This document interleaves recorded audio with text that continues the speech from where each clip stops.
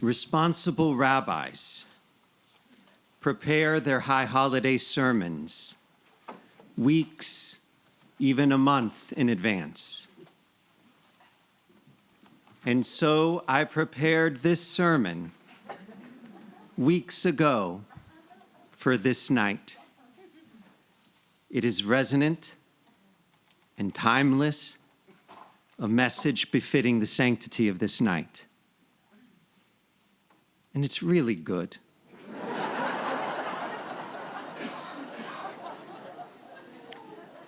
And I hope to share it with you next year.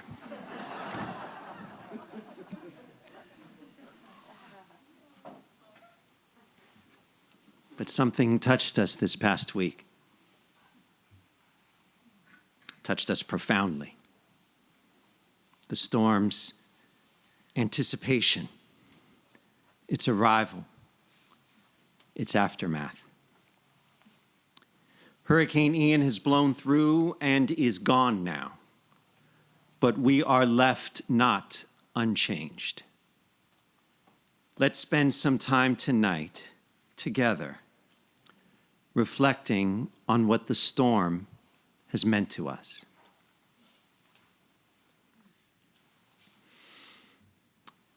Number one, it was enormous. It was so preposterously large.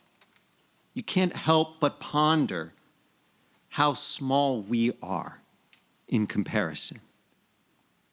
And I'm not speaking of the strength, but the sheer breadth of the storm and the width of its hurricane force winds. Hurricane Charlie was also a powerful storm, but its hurricane force winds were so narrow, so compact, they would have fit in the eye of Ian. We marveled at pictures of the storm from space and how it covered the whole state of Florida, but it was much larger than Florida. Rabbi Elaine and I evacuated on the evening after Rosh Hashanah. We drove north on 95 that night to Georgia. The drive was smooth until we were well past Tampa and into northern Florida, when it rained so hard, just pummeling down, you could hardly see. Elaine asked me if this was from Ian. I told her no, it couldn't be. Ian was still south of Cuba. But the rain was so strange, stopping, starting, and in the middle of the night. When we checked into the hotel, I looked at the weather radar. It was Ian. That night, Ian was causing rains way down in Belize and Yucatan, and on us, and all the way off the coast of North Carolina. I couldn't believe it. That is 1,300 miles. Number two, we are so vulnerable. We have so many worries and concerns in our daily lives, and then something like this comes, and suddenly we're concerned about survival. We read on Rosh Hashanah, who shall live and who shall die? Normally, we read it metaphorically, but now we were just straight up thinking about our own mortality.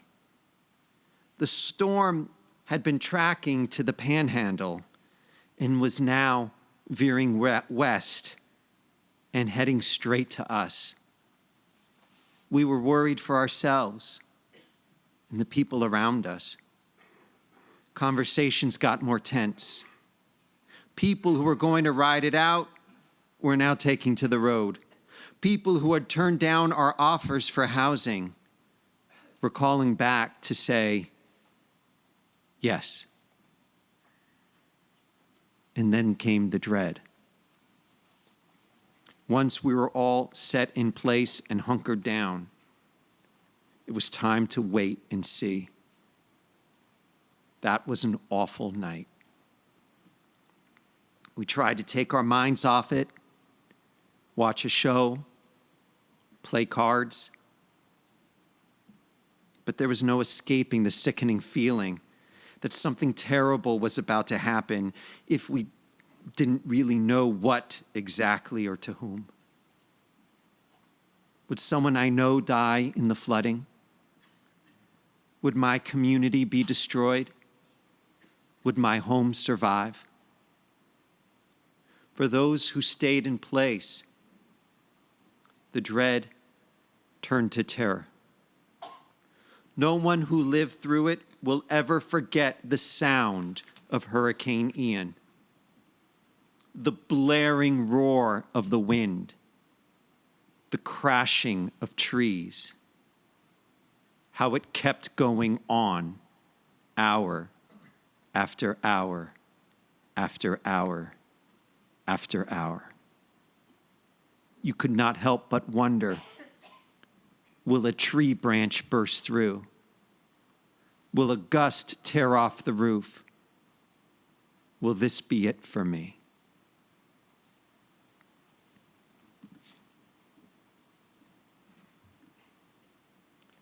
A third reflection.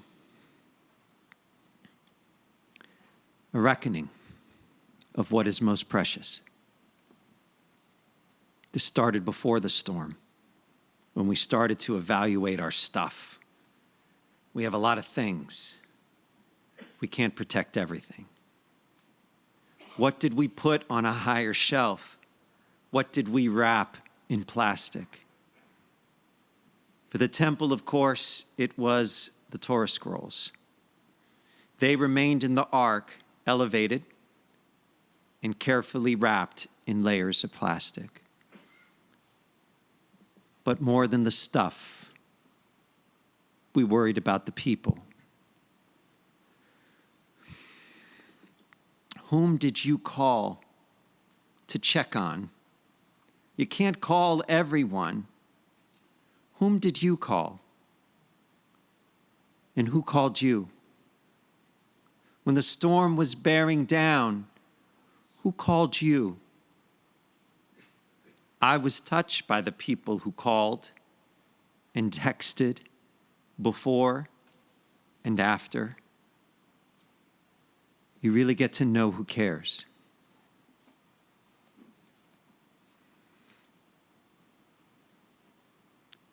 A fourth reflection. This temple showed heart. It started at the top with our officers and staff leaders. What do we need to do? We need to make sure that everyone has a plan and a safe place to go. Our president tapped Howard and Susan Kilman to lead the effort. We were hindered by the timing of Rosh Hashanah, a day we needed for mobilization. It turned out to be a blessing. We had hundreds of people coming to temple. We would ask for 65 volunteers to stay after services and each call 10 households. People stayed and made calls in the social hall, outside. We ran out of sheets to give people. Within an hour, everyone at temple was called. Dozens of members volunteered their homes to host temple members living on the quays or in trailer homes. Dozens more were already hosting their friends. In a time of need, people stepped up with caring hearts and open arms. The next day, we worried about our seniors, especially those living in the worst flood zones. Howard Kilman is a whiz with spreadsheets. He was able to identify who had been reached and whose call went to voicemail. And then where they lived, and then sort it by age. We decided we need a second call to everyone 85 and older. At our temple, that's a lot of people. 2 hours later, I called Howard. He said everyone over 85 had been called again, but also he decided we need to call everyone over 80 and over in flood zones A and B, and that was also done. I said, Howard, how did you do all of that so fast? He said, I emailed every board member and committee chair at Temple and asked them to make calls. They all said yes. Every time I think of that conversation, I get emotional. They all said yes. They had their own houses to look after. They all said yes. That's who we are. This is who we are. This is our family. They all say yes.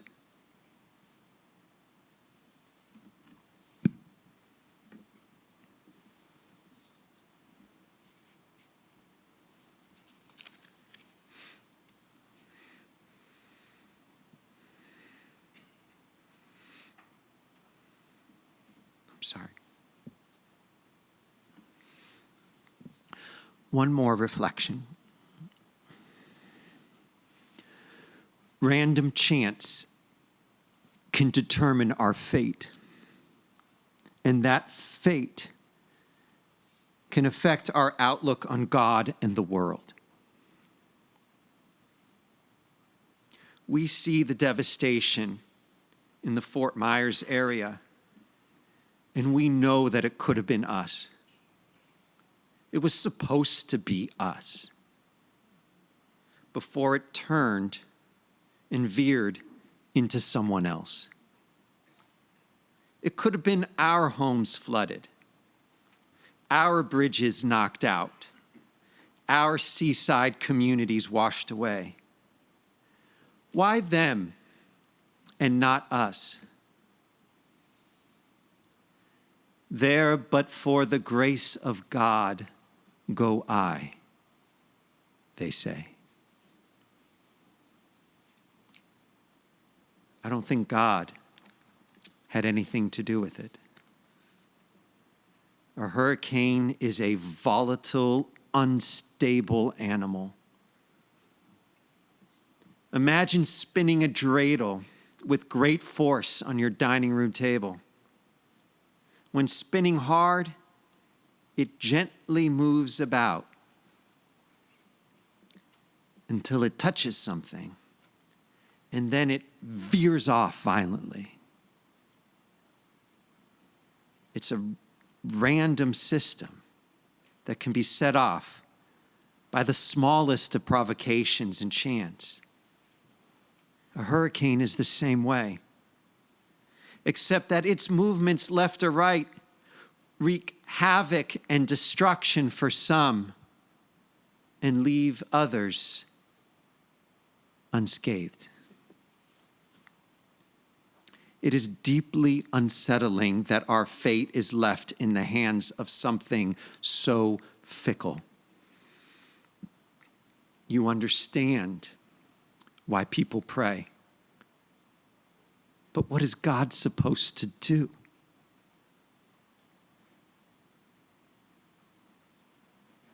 In 2003, a rivalry game played out between Notre Dame and Boston College. These are the only two Catholic schools in Division I football. Boston College held the lead the entire game, but Notre Dame roared back in the fourth quarter and took a 1-point lead with 3 minutes left. Boston College, with their final possession, marched down the field and set up a field goal in the closing seconds to seal the win. Those who watch football know that these last few plays last forever. One team is letting the clock wind down. The other team is calling timeouts. Everyone was waiting for the kick. But this was no ordinary game, and these were no ordinary teams. Dozens of players from Boston College were lined up on the sideline, kneeling in prayer, hoping it goes in. Dozens of players from Notre Dame were lined up on their sideline, kneeling in prayer, hoping it does not. The kick goes up.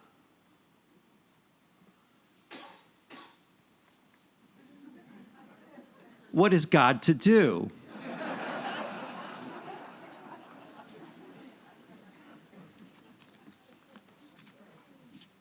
I don't think God is involved in this. But people attribute God's hand to the results. They bring God in.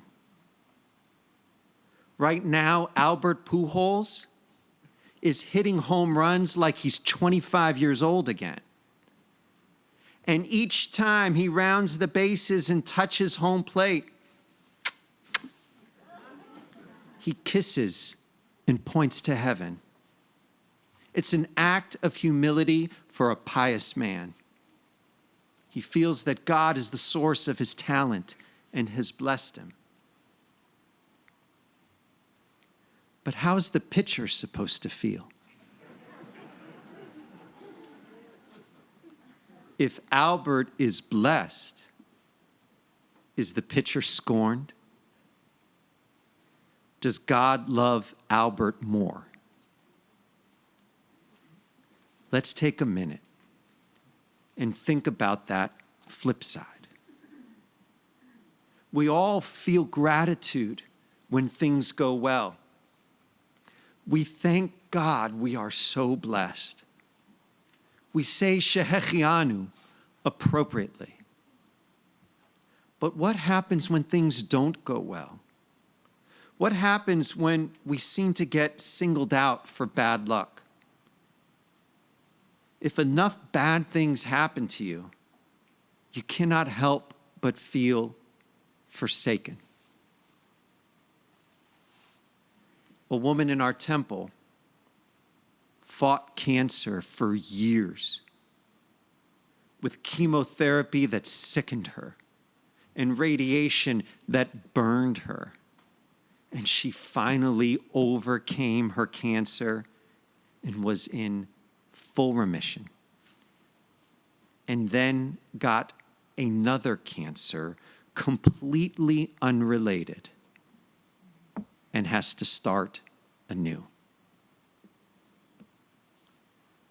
How is she supposed to feel? She looks around at her friends, and they seem to live a charmed life. Why is she being picked on? You come to her side. You hold her hand. She asks you, "Why me?" What do you say?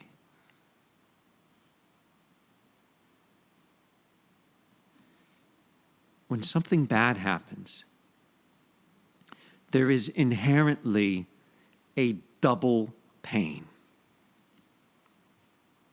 There is the first cause pain of the illness or the injury or the loss. But then there is a second pain of feeling afflicted or forsaken. It's a double punch. I imagine that the people in Fort Myers are feeling that right now. Think of someone who got 2 feet of water in their home.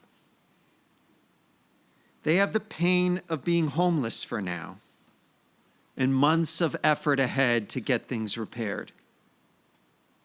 But they also have to feel that second pain. Why did the storm turn and come straight toward me?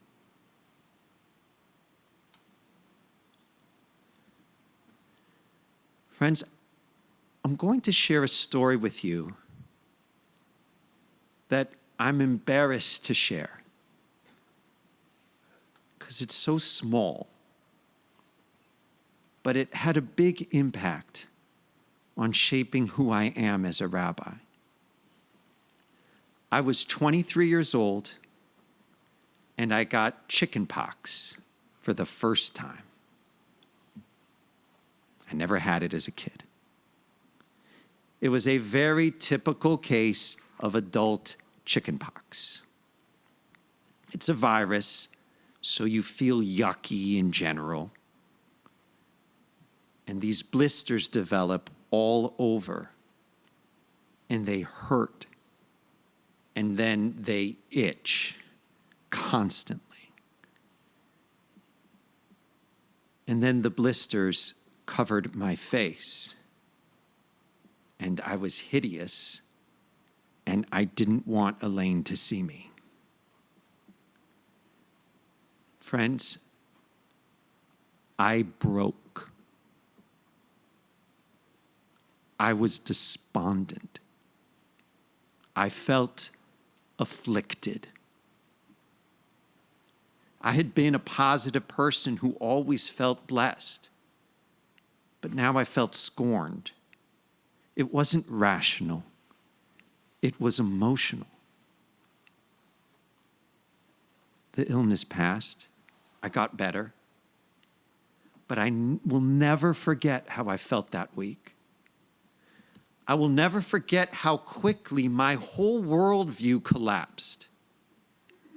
I will never forget how quickly I went to a place so dark and despondent. That experience stays with me every time I visit someone in the hospital. I know that every time we suffer in life, it's a double pain.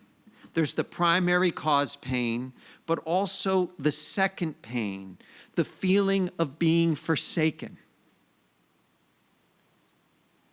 That is where we come in. That is why you visit someone who is sick and go to the minyan to comfort the bereaved. We don't visit the sick to cure their illness. We are there to raise their spirits because an illness brings us down emotionally. It's the power of chicken soup.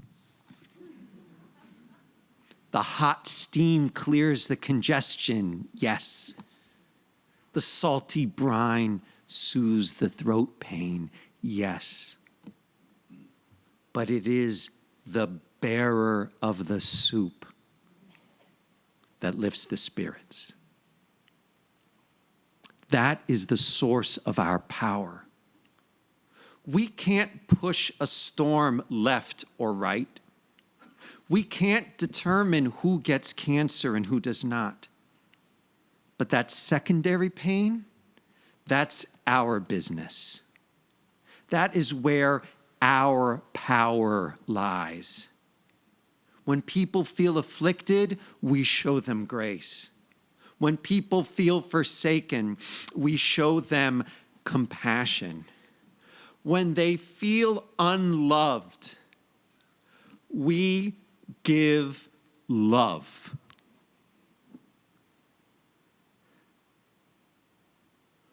Our neighbors south of us need us right now. They need tangible help. They need food and shelter and the necessities of life.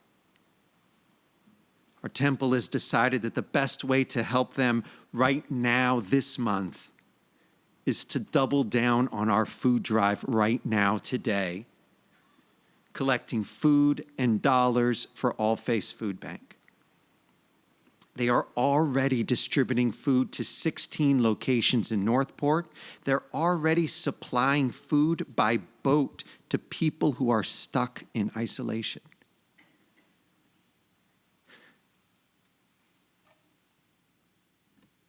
I want to show you a picture.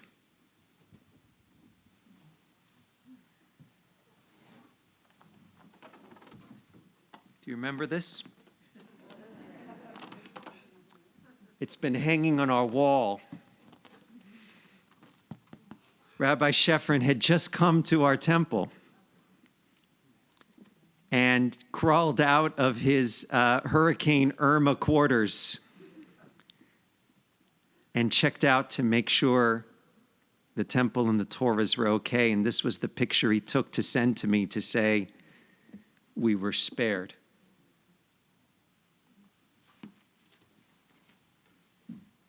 A few days ago,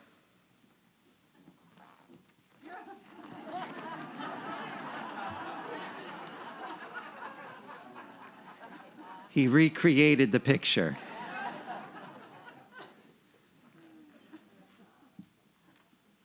Oh, sorry, guys.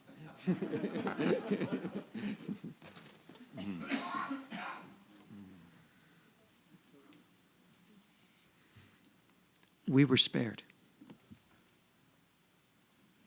Let's give generously to those who are not. And when they receive our bread,